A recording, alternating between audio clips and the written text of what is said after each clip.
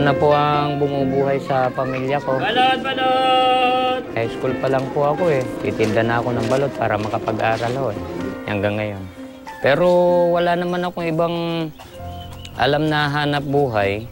Balot! Balot! Sa lahat ng trabahong panggabi, isa na yata ang pagbabalot sa pinakamahirap. Walang opisina kung saan pwedeng maupo. Balot! Balot! Walang ilaw na magbibigay liwanag sa dinadaanan. Pwede balot! At walang kaligtasan mula sa nagbabantang peligro. Dito gabi-gabing sumasabak si Adriano alang-alang sa 10 taong gulang niyang anak na si Fernando.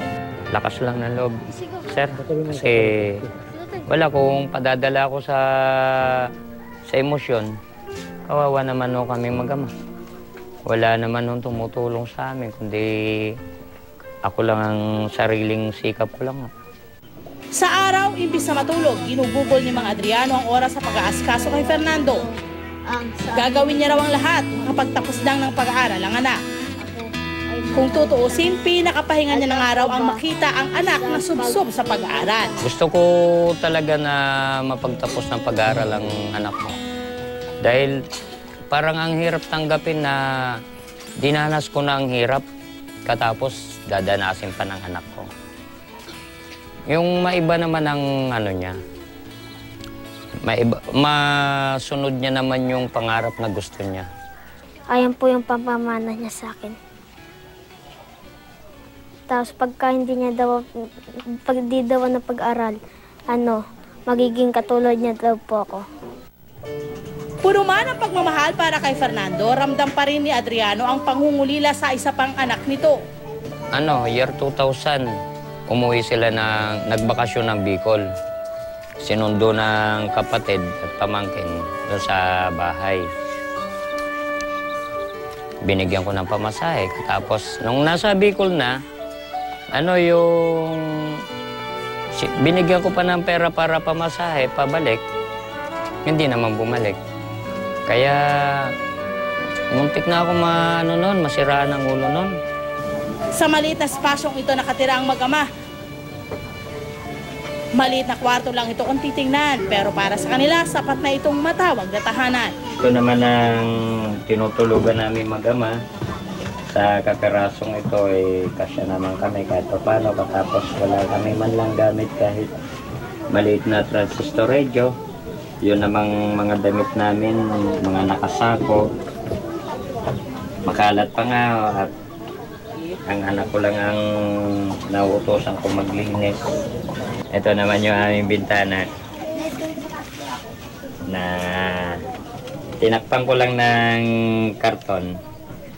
Ito yung aming bututoy na nagsisilbing ilaw namin dahil wala naman kaming kuryente.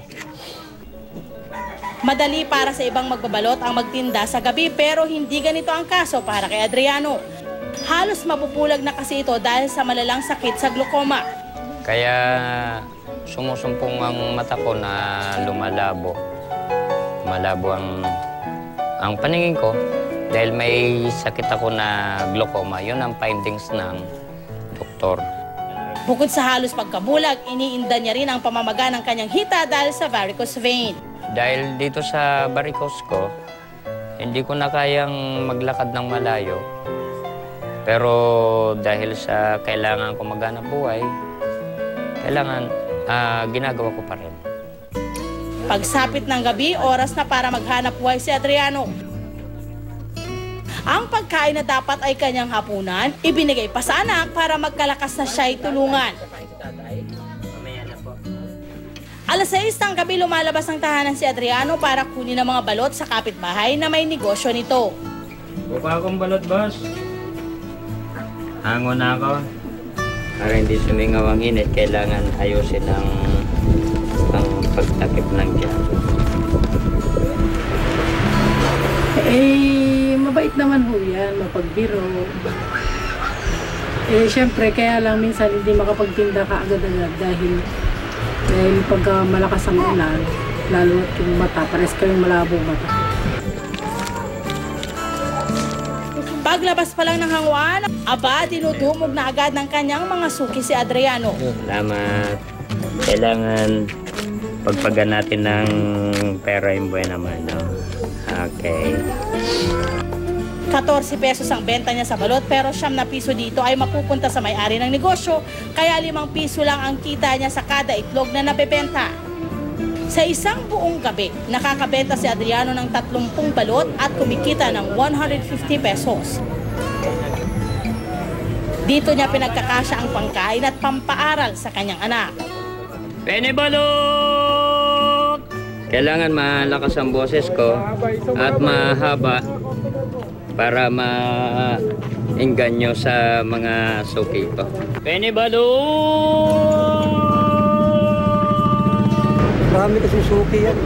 Dapat usipan. Kahit sa lapit paningin niya. Sisikap ko talagang pagkain sila sa araw-araw. Pagsapit ng hating gabi, kakain muna ang mag-ama sa suking karinderya bago umuwi. Itlog, hotdog, kanin at libreng sabaw ang kanilang pinagsasaluhan. Sa halagang 30 pesos, busog na raw sila. Hindi na maaaring lumagpas para makaipon sila. Order ka pa ng... Alin? Mamaya po.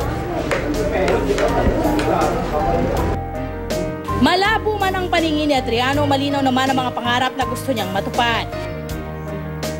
Hindi bali ng mamaga ang hita at tuluyang hindi na makakita, mabigyan lang ng magandang kinabukasan ng anak. Tingin ko sa iyo.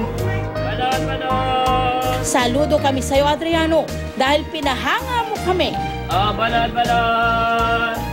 May part 2 ang aming kwento.